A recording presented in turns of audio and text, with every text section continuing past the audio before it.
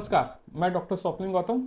क्या आपने या आपके कोई जानने वाले ने कभी एचआईवी की टेस्ट करवाई है या करवाने की सोच रहे हैं? क्या आप या आपके कोई चाहने वाला एचआईवी का ट्रीटमेंट ले रहा है या लेने वाला है? तो ये टेस्ट के दौरान और ये ट्रीटमेंट के दौरान कॉमन मिस्टेक्स क्या होती हैं, कॉमन गलतियां क्या होती हैं, हम इसे कैसे रोक सकते हैं, इस पे हम चर्चा करेंगे। और अंत में मैं आपको बताऊंगा कि आपको कहाँ कहाँ क्या करना चाहिए कि इसको आप बिल्कुल रोक सकते हैं, प्रिवेंट कर सकते हैं। चलिए बात की शुरुआत करते हैं। सबसे पहले एचआईवी की जांच, एचआईवी टेस्ट, यहाँ क्या क्या गलतियां होती है। एक प्रमुख गलती जो एचआईवी के टेस्ट के दौरान होती है वो है गलत टेस्ट करना।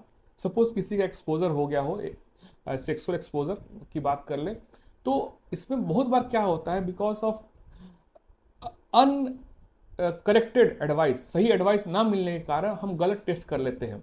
हर टेस्ट का अलग अलग विंडो पीरियड होता है, और जैसे कि हम एच आई आर की बात करें तो 10 to 33 डेज तक होता है। अगर हम फोर्थ जनरेशन यानी एंटीजन एंटीबॉडी की बात करें तो वो 18 से 45 दिन का विंडो पीरियड होता है। तो कुछ टेस्ट अगर हम जल्दी कर ले और निगेटिव आ जाए तो हम ये मान लेते हैं कि हम वो एचआईवी नेगेटिव है। ये गलत है। आपको सही टेस्ट सही विंडो पीरियड पे करना है, और ये हमेशा किसी अच्छे एक्सपीरियंस्ड अनुभवी डॉक्टर के संपर्क में ही आके करना चाहिए, दिशा निर्देश में ही करना चाहिए। इसके अलावा क्या होता है, बहुत बार अगर किसी को कोई सिम्टम्स नहीं होता है तो वो मान लेता है कि उसे एचआईवी है ही नहीं। ये गौर देने की बात है, मैक्सिमम पेशेंट्स जो एचआईवी के होते हैं उनमें अंदर सिम्टम्स नहीं होता है। तो अगर सिम्टम्स नहीं है और आपने मान लिया एचआईवी आपको नहीं है, अगर एक्सपोजर हुआ तो ये गलत है। आपको उसके लिए प्रॉपर टेस्ट कराना ही कराना है। और क्या गलती हो सकती है, सबसे बड़ी बड़ी गलती ये होती है कि एक ही टेस्ट कराते हैं। बहुत बार एक टेस्ट में पॉजिटिव नहीं आता है या सही रिपोर्ट नहीं मिलती है। आपको एक से ज़्यादा एटलीस्ट 2 टेस्ट तो कराने ही चाहिए। जनरली मैं जो सजेस्ट करता हूँ, एक्सपोजर के 6 हफ्ते के बाद H I V R N A quantitative, साथ में H I V antigen antibody combination test में एडवाइस करता हूँ। अगर आपने ए आर टी या पोस्ट एक्सपोजर चालू कर दिया हो 24 आवर्स के अंदर ही, तो हम 4 से 6 हफ्ते के बजाय हम डायरेक्ट 3 महीने पे भी टेस्ट कर सकते हैं। बट एक से ज़्यादा टेस्ट करना जनरली एडवाइजेबल है। इसके अलावा अगर कोई एक्यूट एचआईवी से पीड़ित है तो उसमें यह समझने की ज़रूरत है कि आपका एंटीजन एंटीबॉडी पॉजिटिव नहीं आएगा, आपको एचआईवी आरएनए करने की ज़्यादा आवश्यकता है, आपको एचआईवी आरएनए करना चाहिए। बट प्रॉब्लम क्या होता है कि गूगल से और बाकी जगह से इंफॉर्मेशन निकाल के जो लोग होते हैं वो और परेशान और डिप्रेस और उलझन में आ जाते हैं, क्योंकि टेस्ट का उनको आइडिया नहीं होता है। वो आरएनए टेस्ट 3 महीने के बाद करते रहते हैं, जो एंटीबॉडी टेस्ट है वो 7 दिन में करते हैं, तो जिसका कोई औचित्य, कोई तात्पर्य नहीं बैठता है।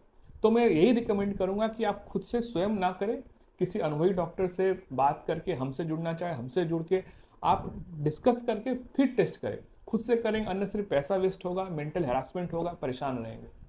तो टेस्टिंग बहुत इंपॉर्टेंट है अगर सेक्सुअल एक्सपोजर हुआ है।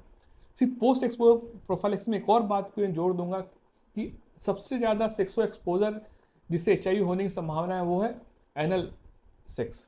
इसके अलावा अगर वेजाइनल सेक्स की बात करें तो जनरली कितना होता है, 0.05 to 0.1%, तो बहुत ज़्यादा नहीं है।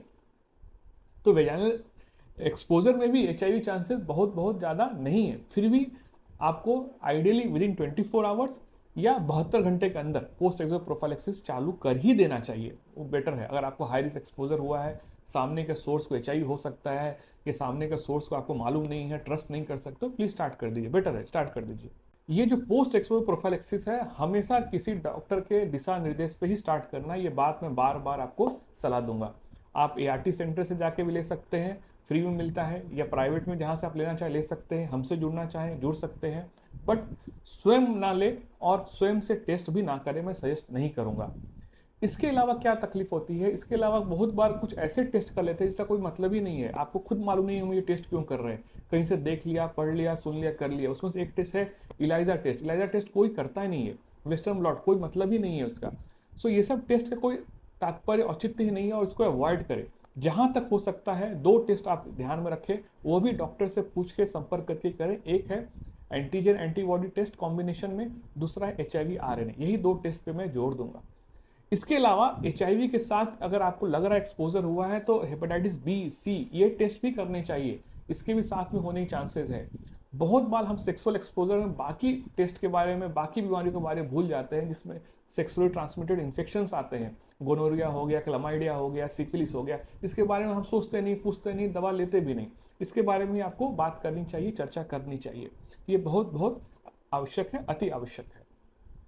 इसके अलावा जो ट्रीटमेंट में प्रॉब्लम क्या होता है, ट्रीटमेंट में सबसे बड़ी समस्या क्या आती है कि लोग एक्यूट HIV के सिम्टम्स को पकड़ नहीं पाते हैं, समझ नहीं पाते हैं। एक्यूट HIV के कॉमन सबसे ज़्यादा सिम्टम है थकान, सुस्ती, कमजोरी, बदन दर्द, बुखार, स्किन में रैश आना, गले में दर्द होना, ये कॉमन सिम्टम्स है आपको एक्यूट HIV के। तो इसको पकड़ना जरूरी है, क्योंकि एक्यूट HIV से दूसरे को होने के बहुत ज़्यादा चांसेस है, ट्रांसमिट होने के चांसेस बहुत ज़्यादा है। हम ART HIV पेशेंट क्यों देते हैं? पहला कि HIV कारण जो तकलीफ हो, मोर्टेलिटी हो या मॉर्बिडिटी हो, परेशानी हो, उसको हम रोक सके। दूसरा बहुत बड़ा प्रमुख कारण है कि आपसे या किसी HIV पीड़ित व्यक्ति से दूसरे को ना हो, ये सबसे ज़्यादा जानना जरूरी है। तो ये दो कारण से हम पेशेंट्स को ART देते हैं। आज के टाइम पे गाइडलाइंस बिल्कुल क्लियर है, क्रिस्टल क्लियर है, बिल्कुल स्पष्ट है कि इरेस्पेक्टिव CD4 काउंट जो भी हो, आपको ART स्टार्ट करना ही करना है, ART लेना ही लेना है। आपको यथाशीघ्र आप गवर्नमेंट से फ्री में ले सकते हैं, प्राइवेट से ले सकते हैं, हमसे जुड़ना चाहे हमसे ले सकते हैं। बट आपको शंका है, डाउट है, टेस्ट कराइए, पॉजिटिव है, रिएक्टिव है तो प्लीज़ दवा स्टार्ट कीजिए। दवा स्टार्ट करने वाले आगे क्या गलती होती है, लोग फॉलोअप के लिए आते ही नहीं है, नाराज हो जाते हैं, गायब हो जाते हैं, छू मंतर हो जाते हैं। ऐसा नहीं चलेगा, आप खुद अपनी समस्या कर रहे हैं। प्रॉब्लम क्या होता है, अरे यही तो दवा खानी है, डॉक्टर साहब यही तो देने वाले हैं, क्यों जाना है, क्यों मिलना है। नहीं, ऐसा मत कीजिए। आप नहीं जाएंगे तो उससे चर्चा कैसे हो पाएगी, आगे हमें क्या टेस्ट करने हैं, हमारा HIV कंट्रोल में है कि नहीं, HIV सर कुछ और इन्फेक्शन तो नहीं हो रहा है, कुछ और वैक्सीन लेने चाहिए कि हमें कुछ और इन्फेक्शन ना हो। फॉलोअप बहुत जरूरी है, फॉलोअप बहुत बहुत जरूरी है। तीसरी बात, कॉम्प्लायंस अधरेंस। आप दवा खाएं, कभी छोड़ दिया, आज सुबह खाए, परसों रात को खाए, आज दोपहर को खाए, मत कीजिए। जहां तक संभव हो सके सेम टाइम पे, सेम समय पे ले, 1 घंटा ऊपर नीचे चलता है, बट दवा छोड़ दिया, नहीं खाया, ऐसा मत कीजिए। आप कोई नई दवा स्टार्ट कर रहे हैं HIV की दवा के साथ, फिर भी तो भी आप आपके डॉक्टर से या हमसे आके मिले, बात करें फोन पे, तो ही स्टार्ट करें। क्योंकि दवाओं का आपस में इंटरेक्शंस होता है। जैसे कि मैं बात कर लूँ आप डोलोटाग्राविर के, और उसके साथ आप एंटासिड्स खा रहे हैं, जिसके या आयरन खा रहे हैं, कैल्शियम खा रहे हैं, उनका आपस में इंटरेक्शन होता है, उसका इफेक्ट कम हो जाती है, उसका रिजल्ट नहीं आता है। इसके अलावा एक और बहुत बड़ी गलती होती है, रेगुलर वायरल लोड नहीं करते हैं।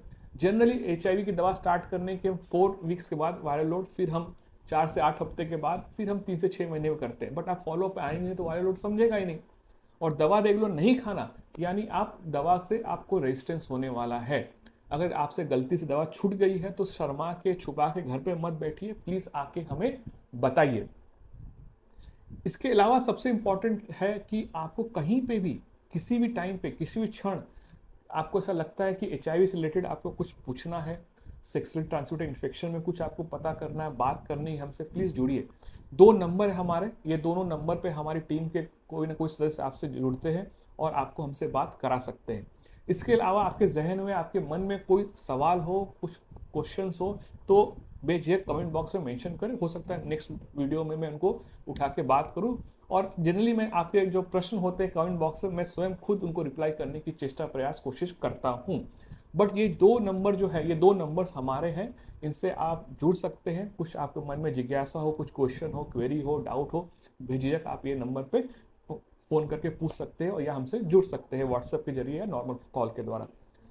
हमने बहुत बार इसमें डाइट प्लान वगैरह भी स्टार्ट किया है, काउंसलिंग सेशंस भी है, तो आप बाकी सारी चीज़ें भी पूछ सकते हैं। चलिए अंत में फिर से, अगर आपको हमारा ये वीडियो पसंद आ रहा है, आपको लगता है हम कोई सार्थक, सच्ची, सटीक जानकारी आपके लिए लेके आ पा रहे हैं, कृपया हमें वीडियो को लाइक करें, वीडियो को शेयर करें, चैनल को सब्सक्राइब करें, कुछ भी कमेंट, कुछ भी टिप्पणी बेझिझक कमेंट बॉक्स में मेंशन करें। अंत में आप सभी को बहुत बहुत धन्यवाद। हमारा ये वीडियो, ये चैनल बनाने का पहले उद्देश्य वही था, आज भी वही है कि हम आपको एक सच्ची, सही और सटीक जानकारी दे पाए। धन्यवाद।